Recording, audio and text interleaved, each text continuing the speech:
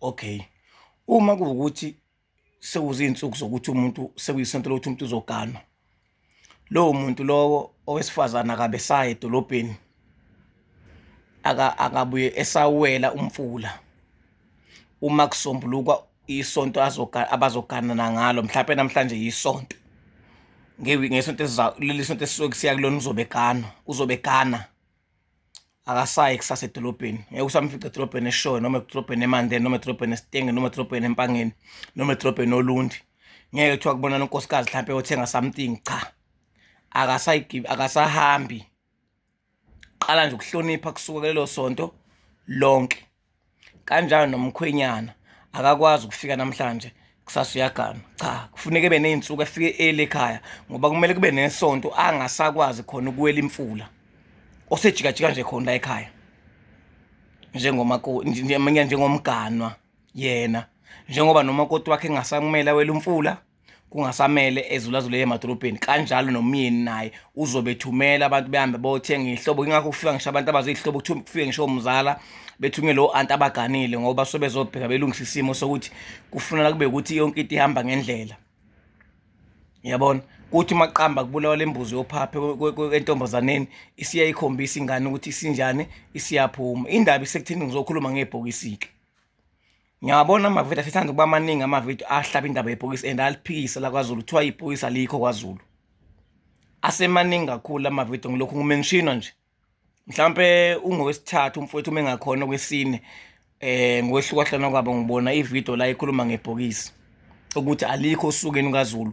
Ibhokisi lifakelani liyenze into engaluthi usiyo ngoba nasemandulo alengekho ibhokisi. Okay ke. Emandulo kwakubazwa. Yonke into ekhona manje ifike nabelungu emandulo bekusetshenziswa ukubaza. Ngisho ispoon besingekho bekubazwa izinto ukhezo into emisi isuke espoon kudliwa ngawo ngisho amasi khule sidla ngayo ukhezo amasi. Yabo ezinye into eziningi zidliwa ngani ngesandla. Imicaba bekugaywa imicaba.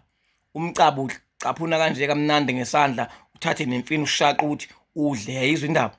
Uthathe inkobe lapha uyiphose emlonyeni nawa namathanga. So into eziningi vele bezingaphoqi ngama ngabe kudliwa amakhiyoyo ukubizwa ngokuthi isicombothi kwezinye indawo, yabona. So bebazi khona izinto ezibazwayo ezokudla lezo zime kanjalo ezinjengakho ezinjengakho ipuni efuna ukufana nezipuni.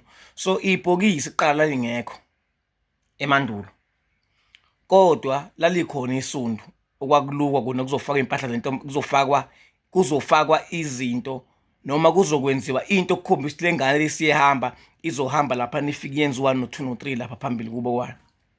So njengoba ihamba nalento nje isila efake khona into ezobe kuukuthi ikhuluma mayinenkinga noma kunani lento leniyafana ukuthi iumlusi iluse yona njengenkosikazi obisiganile lelo bhokisi lelo.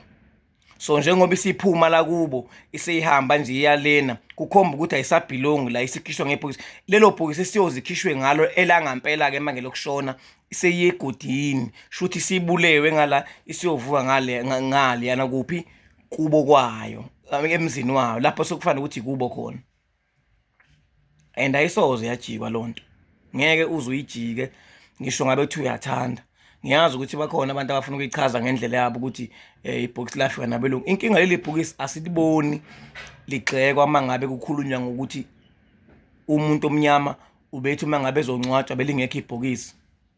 Qala asiliboni igxekwa lapho, asilike lokushadisa sikhuluma lokungcwaba akaligxekwa.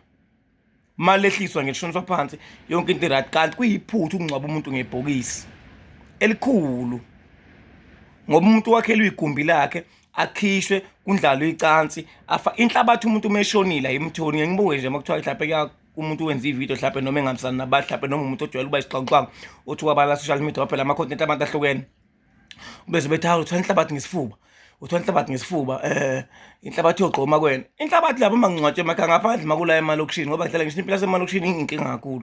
Inhlabathi ayimthoni inhlobo umuntu futhi nakancane. Ibhokisi abaliboni ububi balo uma ngabe kukhulunywa noma ububabelungu ababone ebhokisini lokungcwaba, angibeke kanjalo. Kodwa kuleli lomshado balibona ububhokisi bathi liyinto engekho elikhanselayo kaZulu. Kulula ke ingane zakwethu uma ngabe ukhipha udwendwe kini, likhansela ibhokisi lingabe bikho. Uma kuza umshado uzoganwa wena, likhansela ibhokisi lingabe bikho. Sibone. Yabona manje nginabantu abaningi abalokhu bebuza into eyodwa, lokhu ijika into eyodwa. Kulula, kusimple kakhulu. Vele nje wena lento yenza iqale ngawe. Zushaye lingekho ibhokisi enganeni yakwenu. Naye bafuthi labana abazobe bezoganisa kini mhlawumbe bekulethela umakoti.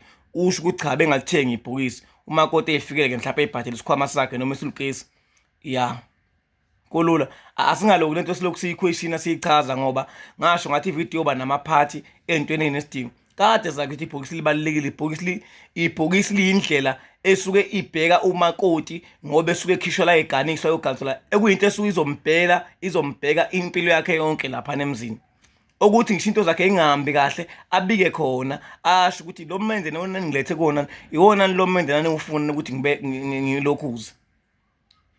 Ngakho ingane zakwethu akulokodwa umuntu kuphuma udwendwe lingekho ibhokisi, kodwa ngoba nizulwane samanje singeke singaboniseki, khiphani-ke iy'ngane zasemakini lingekho ibhokisi, niganwa amakhosikazi lingekho ibhokisi, sizobona ngani futhi siyosho ukuthi sasho.